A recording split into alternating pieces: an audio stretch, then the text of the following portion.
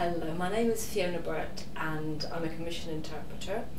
Today I will be speaking to you about what I suppose could be called extrasensory perception or sixth sense.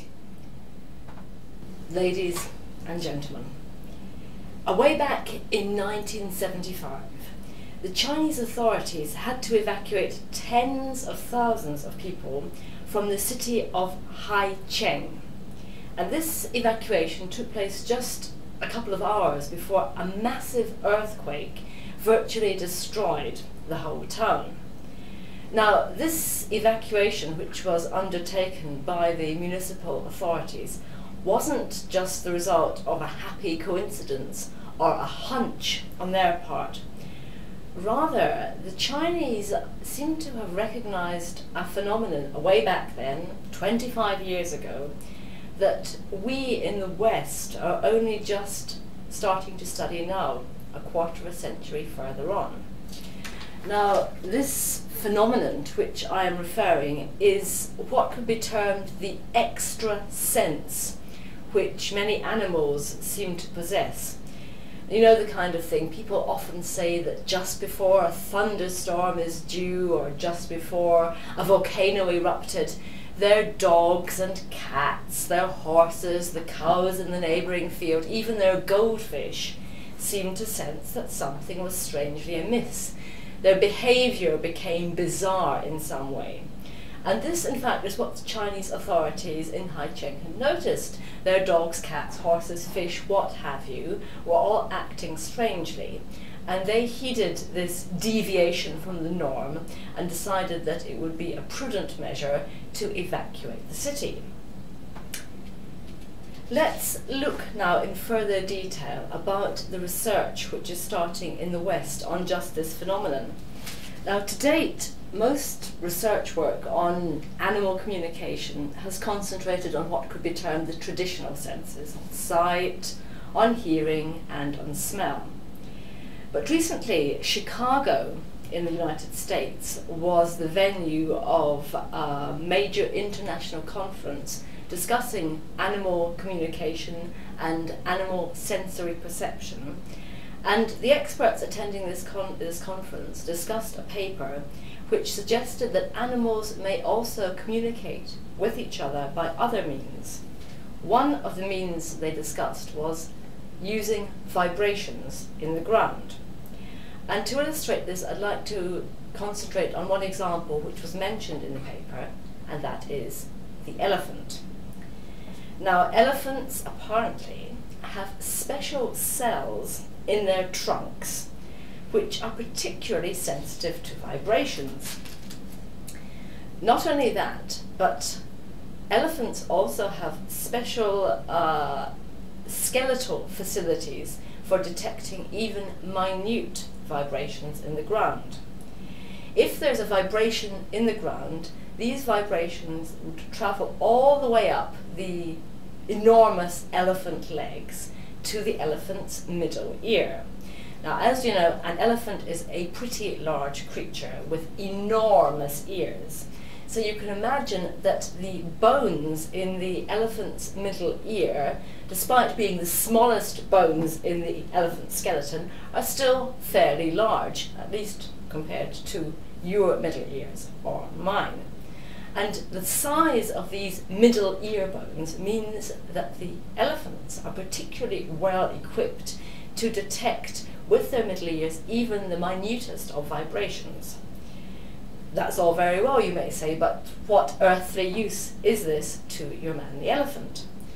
Could I refer you to a scene which you may have witnessed? Have you ever travelled on safari in Africa? I haven't, but I have it on reliable first-hand evidence that this is something which happens quite often in the wild.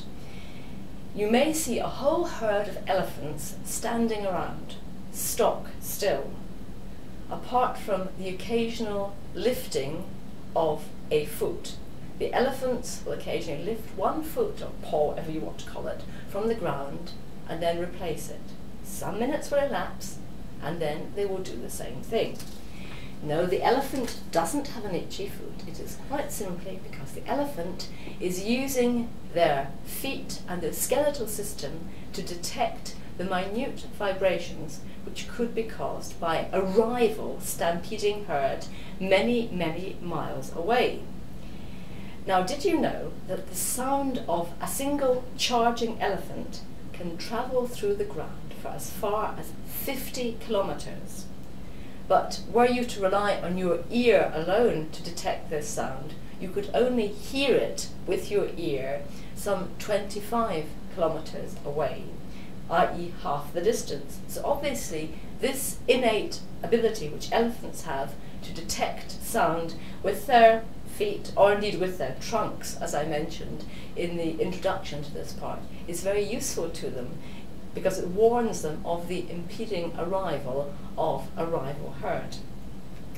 Now, elephants aren't alone in having this sense in the animal kingdom. Smaller animals, such as lions, also have what could be termed vibration detectors in their paws. So do scorpions, to go for an even smaller example.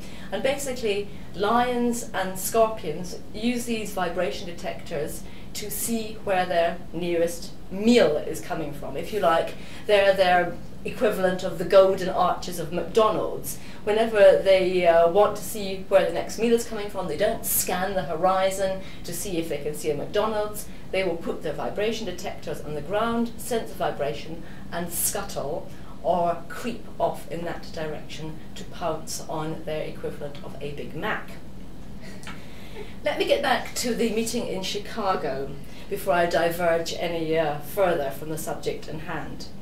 The scientists who discussed this paper decided that probably it is precisely this type of vibration detector which enables animals to feel the imminent earthquake, volcanic eruption, or whatever a long time before we do.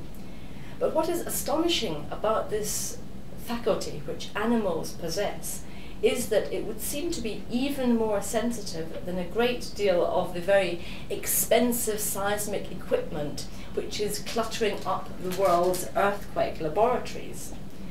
Now, of course, more work needs to be done before these laboratories decide to junk all of this very expensive material in favor of bringing in a herd of elephants.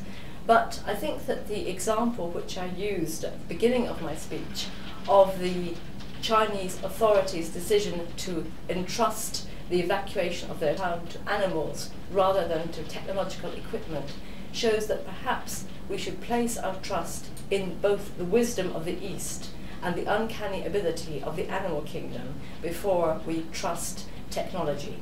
Thank you.